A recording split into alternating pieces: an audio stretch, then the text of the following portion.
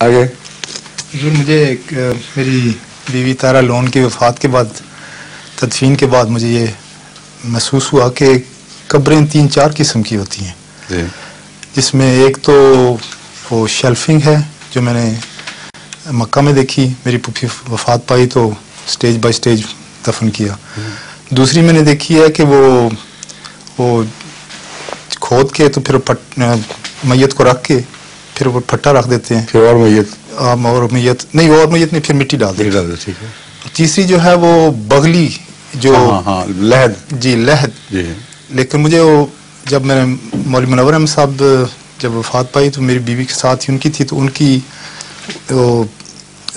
بغلی type کی ہوئی تو اور پتھر رکھے اور بکسا ایک سٹریٹ ہے اور ایک شیلفنگ ہے اور ایک بالکل سٹریٹ اور پھر اس کے اوپر لگاتے ہیں. ان میں اسلامی میں نے سب جائز ہے، سب جائز ہے اور حسب حالات حسب ضرورت جو چیز چاہیں اختیار کریں.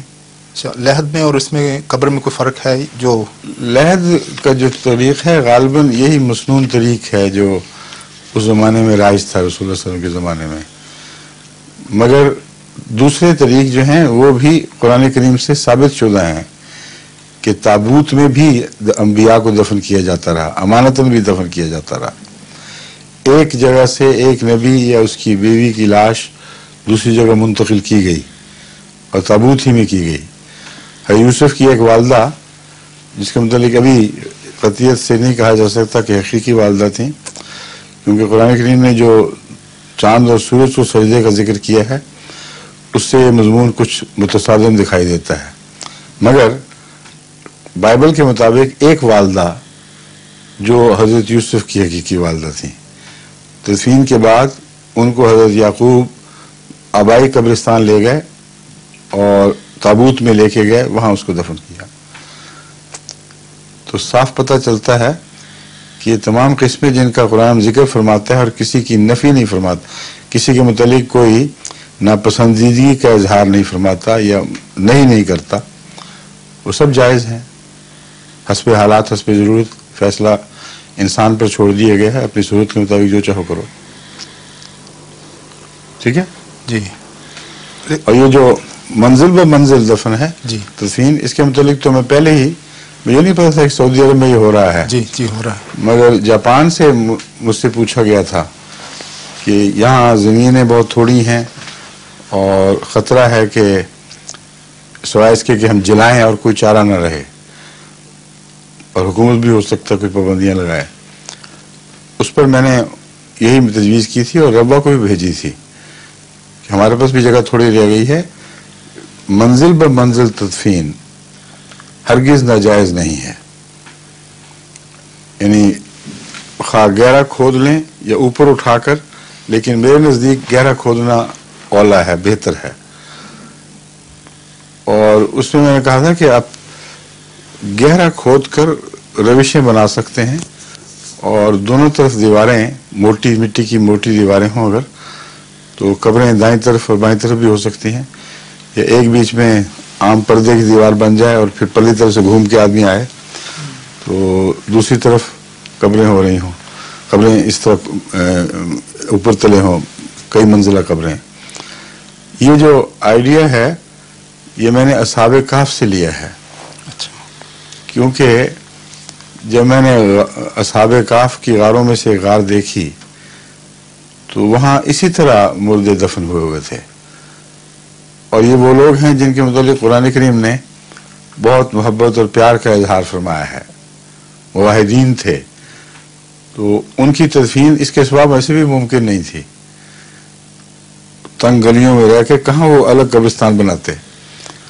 تو اس لیے اس سے مجھے ذہن میں آیا تھا کہ یہ طریق تدفین قرآن کریم کی روح سے جائز ہے.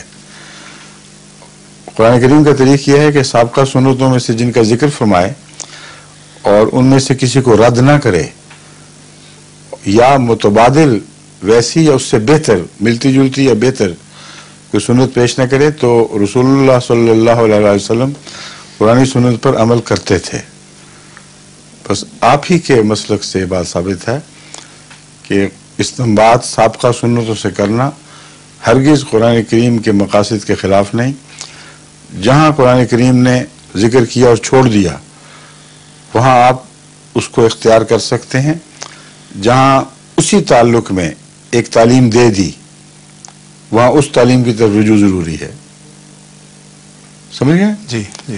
تو یہ چونکہ وسیع مضمون چھوڑ دیا گیا ہے، تدفین کا ذکر ملتا ہے اور طریق تدفین کا ذکر نہیں ملتا، اس لیے جتنی بھی انسانی رسمیں قرآن کریم کی روح سے جائز ہیں وہ ساری اختیار کی جا سکتی ہیں، ان میں سے جو چاہے انسان اختیار کرے. حضور اس میں جو امانتن جو دفن ہوں گے پھر ان کے لیے وہ بیچ میں آ گئے ہیں، وہ تابوت کی جو بات کرتی ہے. نہیں، جو لیر اگر نکالنا پڑے تو پھر مشکل پڑے گی. کیا مشکل پڑے گی؟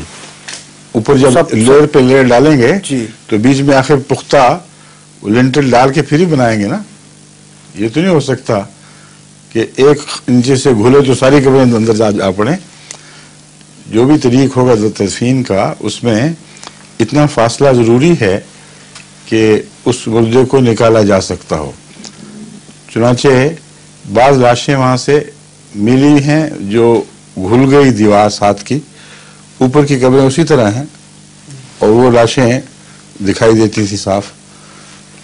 تو وہ تو قدرت نے خود ہی انتظام فرما دیا تھا، مگر جب انسان خود اس پہلو سے غور کر کے کوئی منصوبہ بنائے گا تو ان باتوں کا لحاظ رکھے گا جو آپ کہہ رہے ہیں.